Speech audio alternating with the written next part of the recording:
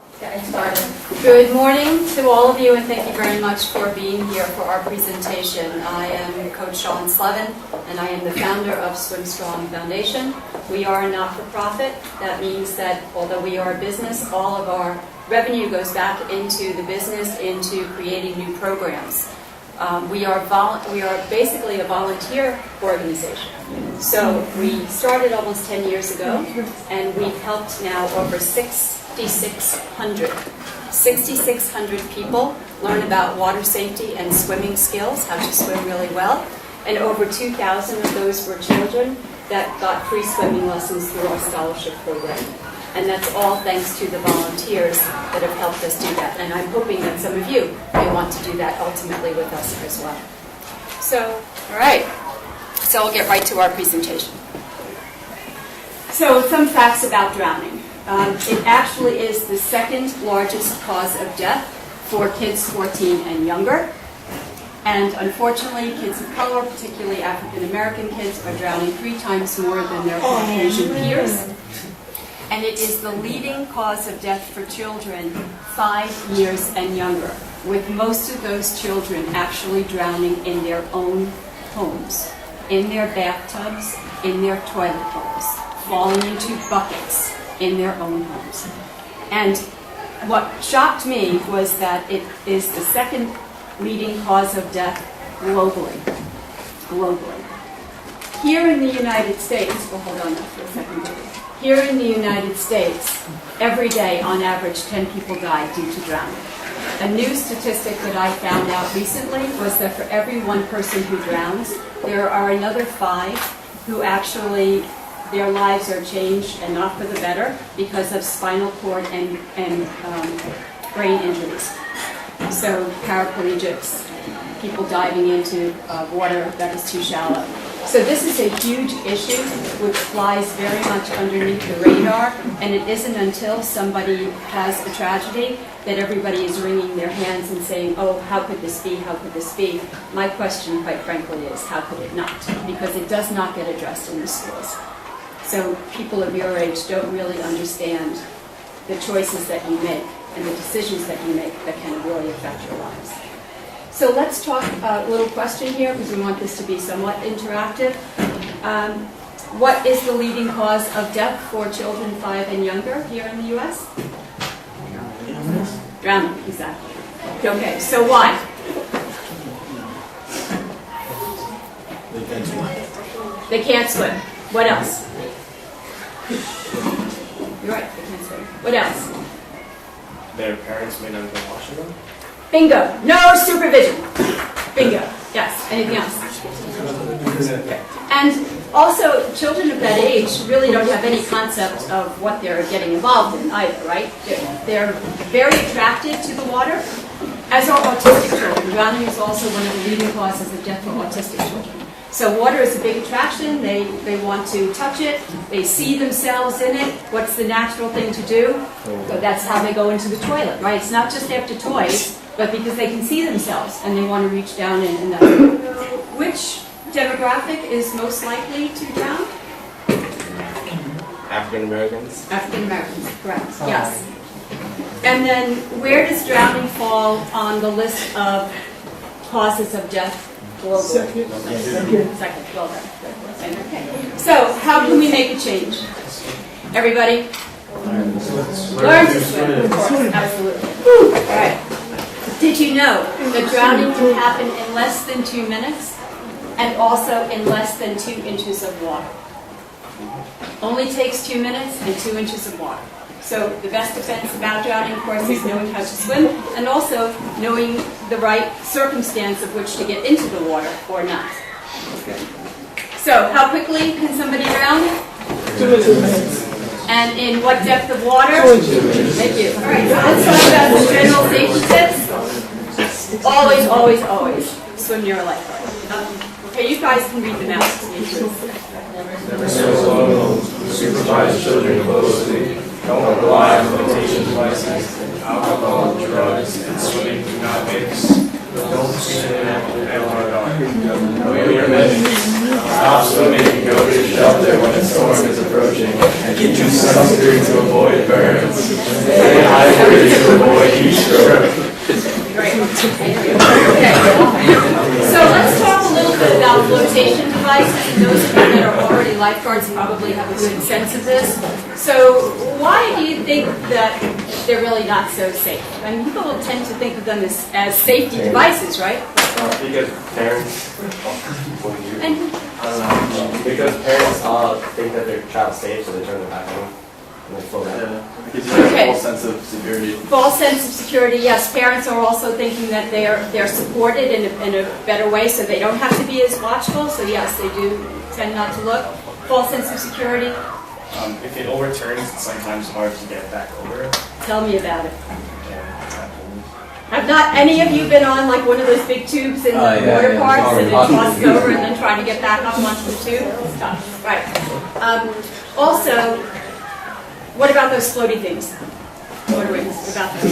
Like, say they always wear those like floaties when they're in the pool, and then like children think that they can go in the pool whenever they want, and then when they don't have them on the ground. Ah. And are floaty things always working? Most times with these, yes, you have to put air into things. So you can have a leak, something can happen, and the flotation device no longer is a flotation device. All right, so we really want to make sure that people understand it's for recreational use only and not as a safety device. True or false? Knowing your limits means to swim only in the depth that is good for you. True or false? True. Only know where you go. Know where you go. Okay, don't. And it's so easy, right? We're all in the pool together. There's some activity going in the deep end. All your friends are saying, "Come on, come on, come on, let's go."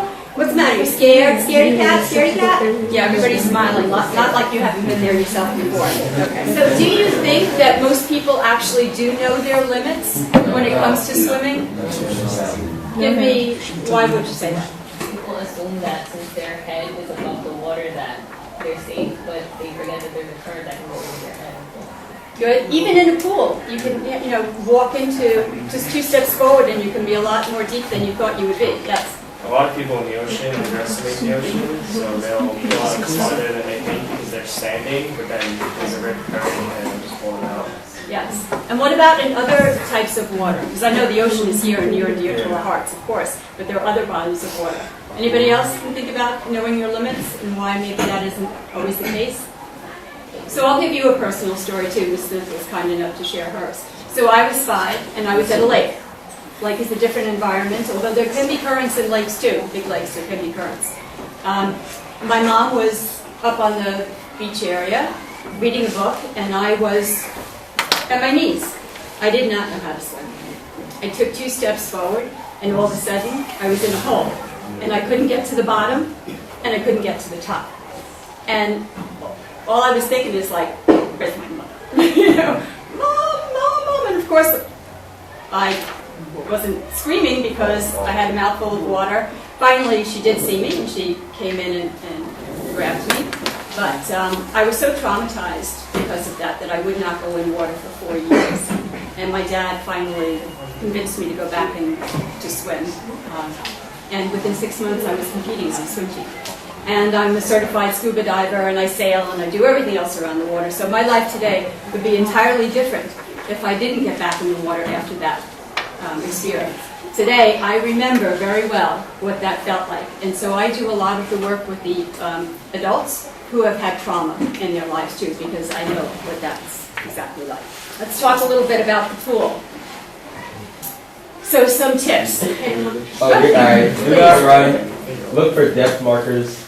Look before you jump. Don't dive into shallow water. Swim at a depth that is safe for you. Know your limits. Don't push or jump onto others. Don't chew gum or eat while you swim. Okay, so do not run. Why? Common sense. Slippery when wet. Bingo. More bones are broken on pool decks than anything else. Yeah? What about the chewing gum or eating? Yes. So when you turn and you get that nice big lungful of fresh water, guess what's going to the back of your throat? That nice piece of gum that you can chew on, right? Okay, that's it. Okay. I think the others are pretty obvious. The depth markers, talk about where you find those, please. Can I share with you? Where? On the side of the pool, so like in the pool itself, you might find them? Any place else that you would find the depth markers? Sometimes on the outside. Sometimes on the floor of the pool. Is that good? Where else? Walls? Yes. Good. So lots of different places.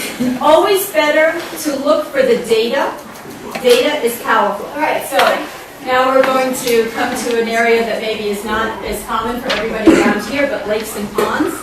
Right? So we always want to go in feet first. Why? And what is typical in a lake and a pond that certainly is very different from a pool? I'm not saying the beach, but the water is not clear, right? So you can't really see the bottom. So you don't know really what you're getting into. So most important, you're right, to go in feet first. Absolutely. Okay. Weeds and grass, another thing that can be really freaky. When you first encounter them, you're not expecting them, and they do seem to grab you. And it's really more your own activity, because you panic a little bit, you're trying to get away from it, because it's like, icky. Not fun. And so, you can wind up getting more trapped. Just relax, be calm, and start to gently move away from it, and you're absolutely fine. I do want to just mention one story that happens here locally, in Brooklyn, last year actually. There was a family picnic in Prospect Park, and Prospect Park has a pond in it. And at the time of the year that the picnic happens, the pond was full of green scum. Have any of you noticed it, right? So that's the algae blooms, and it almost looks like a carpet across the pond. And the family was barbecuing. The two cousins, a 3-year-old and a 5-year-old, did what little kids are going to do, went exploring. Right? None of the adults realized it. They wandered off, they found the pond. They started off across the pond, thinking, not realizing that it was water. And both of them fell into the pond. Fortunately, one of the adults realized it. They went out looking for the kids. They were able to grab one safely, but the youngest, they were not in time for. So that family celebration turned into a family tragedy like that. And how easy it is to not do the supervision. So when you're together at a party, or your parents are together at a party, and particularly when there are young kids, assign one person every 15 minutes that has eyes on the children around water. No cell phone, no food, no beverage, nothing. Eyes on the kids for 15 minutes, and then they pass that responsibility to the next parent. So this way everyone can still enjoy the party, but those kids are always watched. So rivers, mad currents in rivers, particularly in our rivers. My dad grew up on the east side of Manhattan, and he and his buddies used to go swimming in the river, right by the 59th Street Bridge. Well, one of them didn't come home one day, because the current was so strong, it sucked them right into the I don't even know what you call that, the footing of the bridge, and bam, that was it, done. So rivers are very dangerous, and underneath, and again, I speak for New York City rivers, underneath our waters are old rusted automobiles, detritus from construction sites, big blocks of cement, tree stumps, all sorts of nasty things that nobody in their right mind would think they would want to swim with. Okay, and you cannot see them either.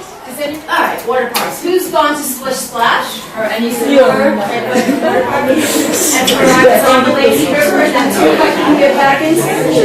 All right, so particularly for young kids, should always be in a life jacket around water activities. If you're not a strong swimmer, yes, it's not exactly the best fashion statement in the world, but better safe than sorry. Better be able to laugh about it in the selfies that you take. Wear your life jacket. Okay? Just again, common sense. Wait till the rider ahead of you is past the safe point, so that you're not on top of them when you go down the slides.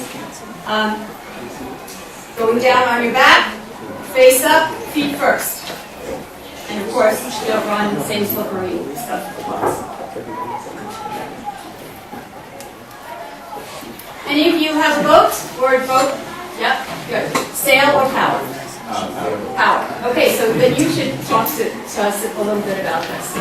Why is it not really safe to swim around, particularly power boats? Caught in the prop. What's a prop? Motor, propeller. Okay, shark.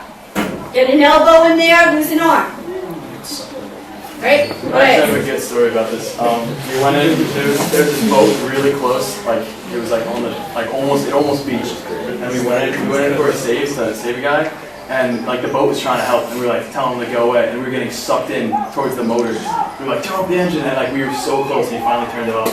Like we almost got like chopped up. It was crazy. Yeah. What else is there? Barnacles on the bottom. Yes, that will scrape you up. Nasty. Right, very nasty. Something else.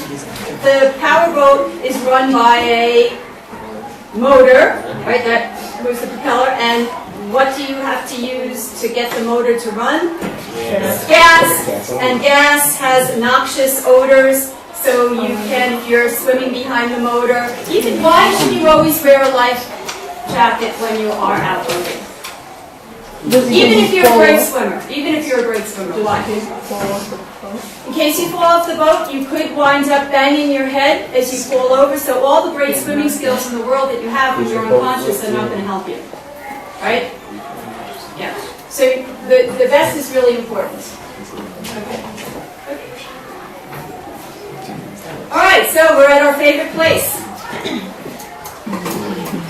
Now, this doesn't happen so much here in New York, but let's put ourselves in California for the moment. Okay, we're on the other coast. Never turn your back to the ocean. Can anybody think why?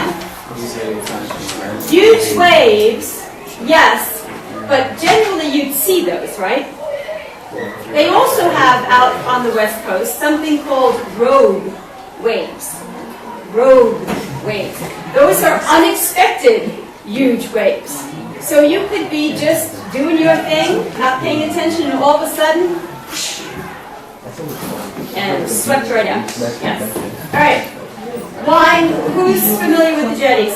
Why should you stay away from them? They create a rip on one of the sides, which will pull you out and around. Yes. Good. Why else? They'll cut you up. Absolutely. They'll cut you up. Anybody else have another idea why you should stay away from the jetties? Fish. Say again? There's a lot of fish. Fish! I was actually thinking of that. Well done. Yes, fish. And who knows bluefish? Yeah, they bite. They bite! Okay. They bite. And they bite anything in their path. Okay. So, if you're in trouble, so lifeguards, call or wave for help. What's really the best thing to do? Our lifeguards that work at the beach? Yeah. Calling is not the best thing. Probably won't be heard. So how do you really get the attention? How can I spot the person that's faking it versus the one that really needs my help? Can't really fit You really can't fake it. Like if someone's faking it and you go in, then like you can tell if someone's really distressing. You can tell if someone's actually lying. So let's play with that for a second. So usually, at least in my experience, and I was not a beach lifeguard, I was a lake lifeguard, but usually the people that were faking it were more the, I'm drowning You're types. not able to like really do that. The one that's in trouble cannot even vocalize because everything that they are doing, their body, and it's totally instinctive, everything that they are doing is focused on just getting that next breath. You will often see them just submerged under the surface with maybe just their mouth up, just trying to get the breath. That's the one that's in most trouble. You can bob up and down too. Yes. That's good. Another big issue on the beach is like when people are like falling out and they try to like call to their friends, like they wave and stuff. Like it's not good to do that because then when we see that, we might think that like they're like trying to get our attention, saying someone's drowning. That's a big issue. And it's really hard to educate people as to the right etiquette on the beach, right? Because you're there to have fun, and the last thing you want to think about are rules and regulations, right? And people are just going to kind of naturally do that. You know, hey mom, look at me, or hey so-and-so, come on out, whatever it is. And you're up in the chair and you're watching and you're thinking like, is this something that's going to be actionable on my part that I need to worry about, or is this somebody that's fine and just having a good time? Okay, jellyfish. Anybody been stung by one of those? Yes, not fun. Tell me your experience. How did it happen to you? Me? Yeah. Oh, I was in Florida. I didn't see it coming, but it came up from behind. Yeah, I just started swimming home. I was like, nope. Where did he get you? In the back. In the back. I think I had How did that show on you? I know, just A rash or really red. Yeah, Like a red well. Bingo. Say it again. Yeah. If you don't have vinegar, seriously, if you don't have vinegar, vinegar is a good thing to put on a jellyfish skin. If you don't have that and somebody can urinate on you, that works too. And a good supply of vinegar. Okay, so surf warnings. What are the surf warnings down here in the Rockaways? What do you guys use for surf warnings? Red flags. Red flags. Does everybody know what red flags mean if you see them on the beach? Don't swim here. Yeah, don't swim here. Anything else? So in New York, see, I know in other places of the country they have multiple colored flags for different things. So like the red is always signifying don't swim here. But they also have yellow flags? No, not here. So if you ever see the yellow flags, that's a warning also that it's rough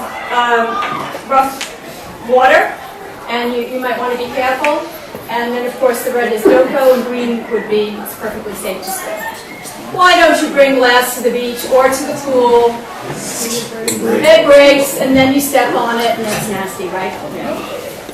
Or it gets buried in the sand, and some unsuspecting person comes along and...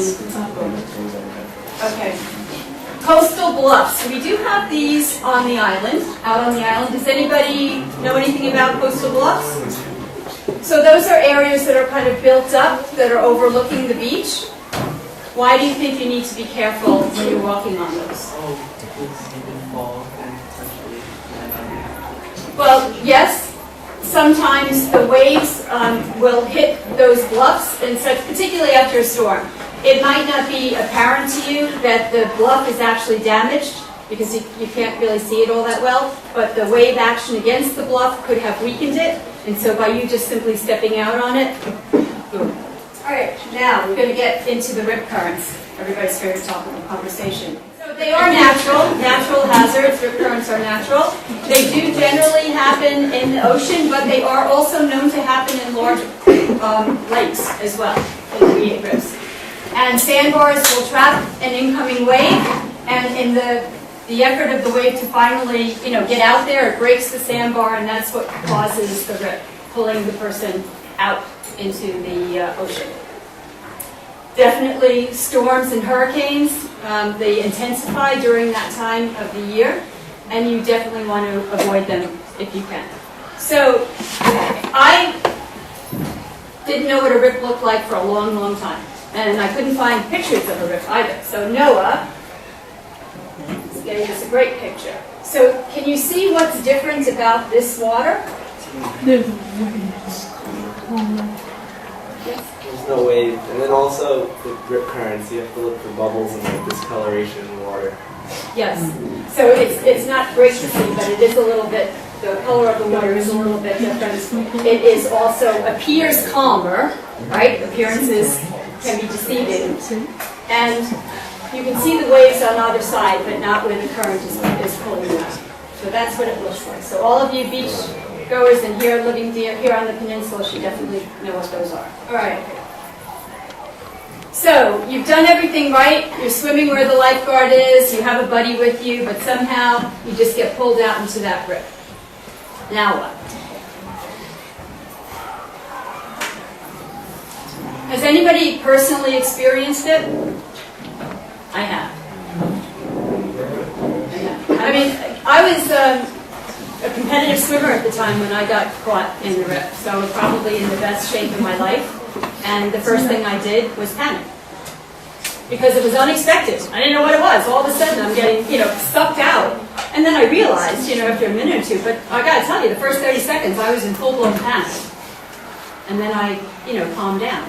And it took me a good hour to swim it out. And I was probably about 2 miles down the beach.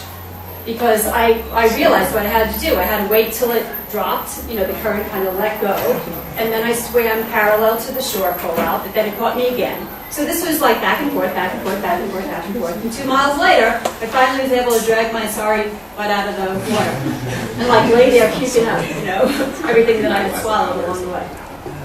Yeah, not fun. Okay. So what I failed to do was flip over on my back and relax and wait till the current just did its natural thing and abate before I turned back over and swam. I was still thinking, the quicker I get to shore, the better. And so I didn't conserve my energy. And most people die in rip currents because of panic, and they lose their energy, so they can't sustain themselves. Just get on your back and float. You can breathe, you float, the salt water helps keep you up. It's fabulous.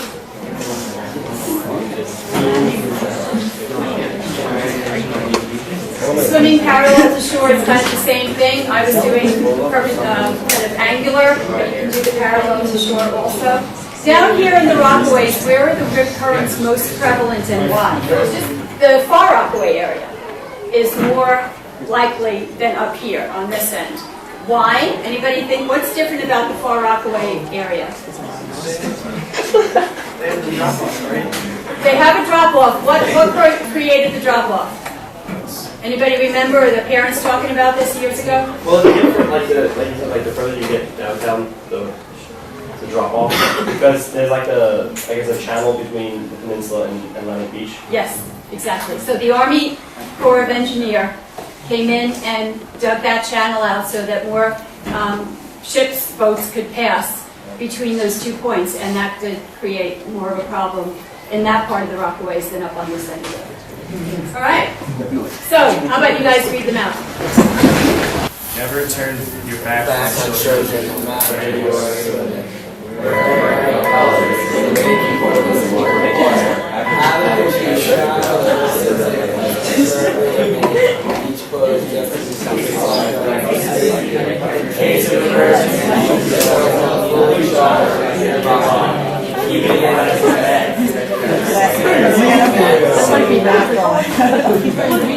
So, why is it important to know about water safety and drowning in a place like New York City, where we all live? Surrounded by water. Why else? Yeah, that'll be good.